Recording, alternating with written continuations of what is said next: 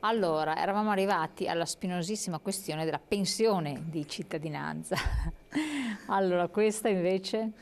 No, sulla pensione di cittadinanza c'è un'altra cosa bellina che si è scoperta però dalle circolari attuative dell'INPS, che la possono chiedere i pensionati se però ambedue i pensionati, mettiamo il caso di marito e moglie, in una famiglia hanno più di 67 anni.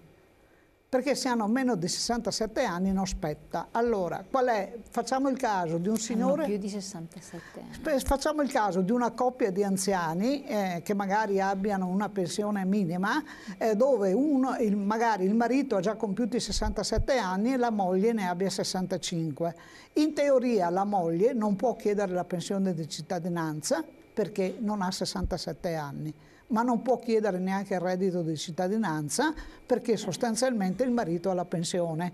Quindi rischia di diventare la situazione più complicata di questo mondo. Io spero che queste cose le chiariscano prima o poi, perché veramente sennò la gente non sa dove sbattere la testa.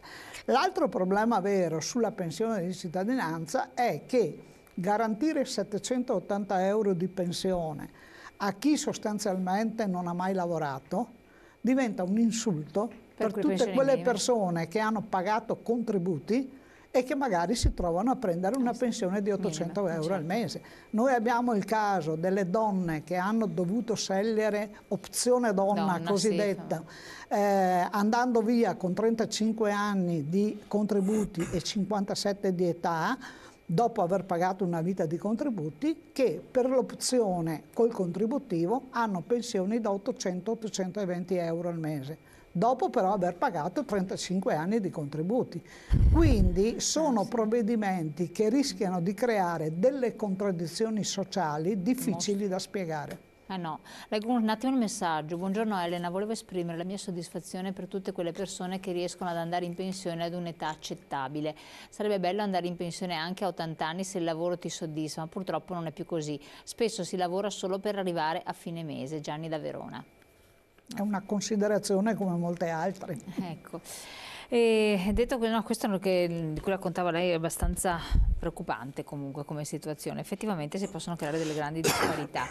Prima di passare al sociosanitario, che è un'altra noce purtroppo da aprire, volevo chiederle, quota 100, non quota 100, comunque bisogna raggiungere quale età massima? Questo tutti ci vengono a chiedere. Beh, l'età massima... No, età minima, scusi, età minima. L'età minima è 62 anni. Non meno di 62 anni? Non meno di 62 Quindi anni. adesso nessuno può andare in pensione prima di 62 anni? No, può andare in pensione prima di 62 anni il lavoratore che abbia cominciato a lavorare a 14 anni e abbia lavorato continuativamente, che abbia maturato 43 anni di contributi.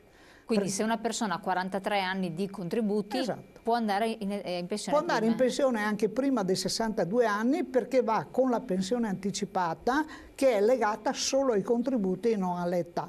Però deve avere maturato 42 anni, mi pare... E 10 mesi. No, 42 e 10 mesi per le donne, 43 e 10 mesi, adesso me la prendo... Sì, comunque sui 42-43 anni 43 di contributi. anni, quindi, a quel punto uno che abbia cominciato a lavorare a 14 anni, sostanzialmente 43 anni di contributi li raggiunge prima dei 62 anni. E in questi casi qua è più bassa la pensione che se aspettasse i suoi 62 anni? No, non è più bassa perché è calcolata tutta sui contributi versati. Quindi sostanzialmente a quel perché punto adesso tutte le pensioni, anche quelle che in teoria avevano diritto al cosiddetto calcolo retributivo che era più favorevole, hanno un pezzetto di calcolo contributivo che è quello innescato dalla Fornero. Certo. Quindi i contributi versati dopo il 92...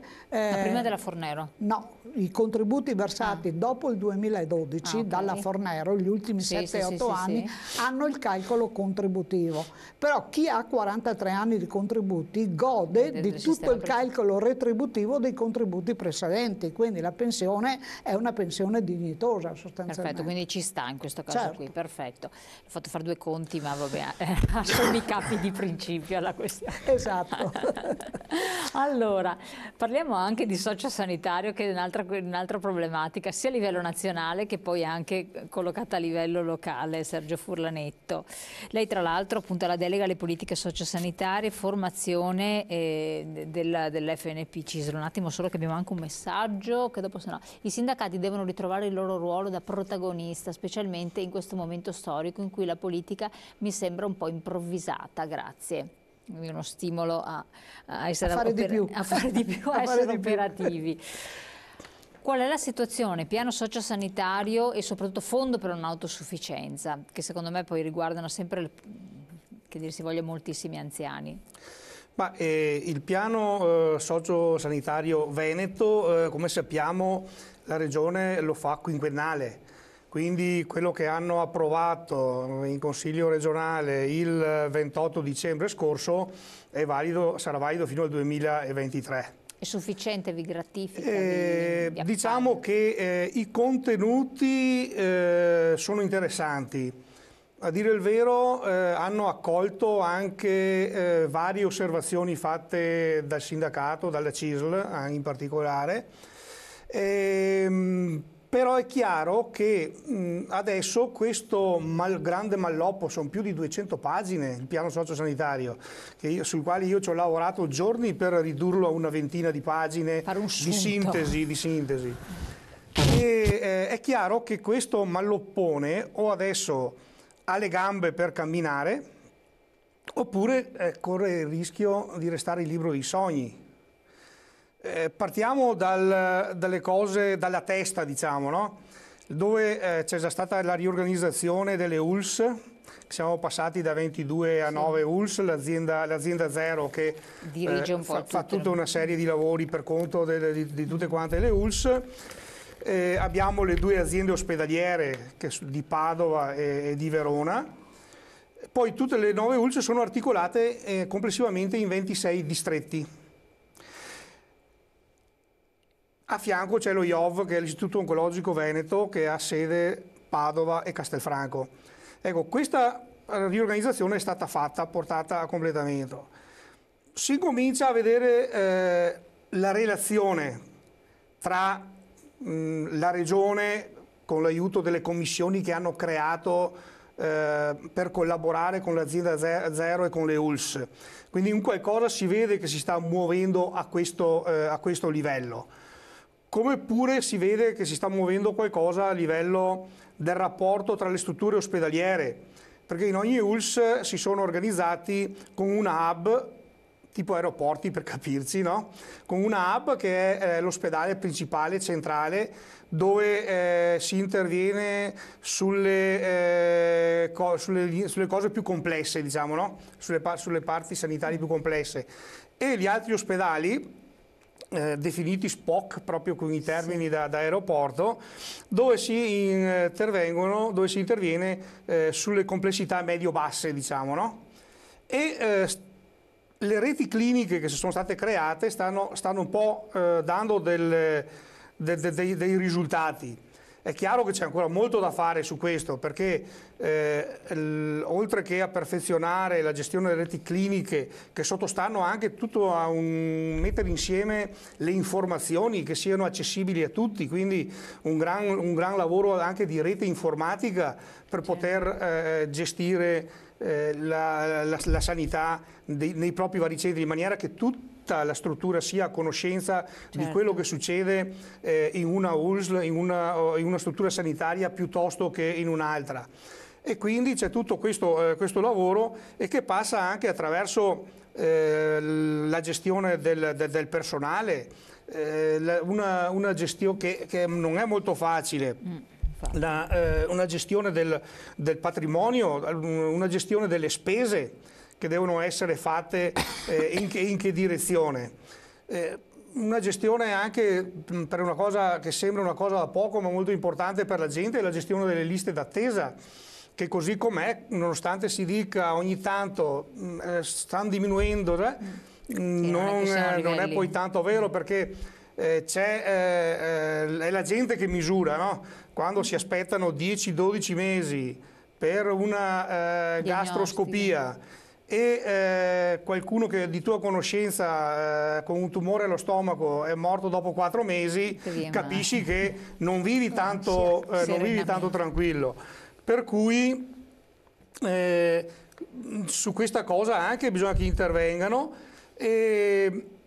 L'intervento capisco che non è facile, nel senso che è la logica del cane che si morde la coda, no? Se non si riescono a smaltire le liste di attesa è perché manca personale. Se manca personale è perché non vengono stanziati i fondi necessari per assumere il personale adeguato.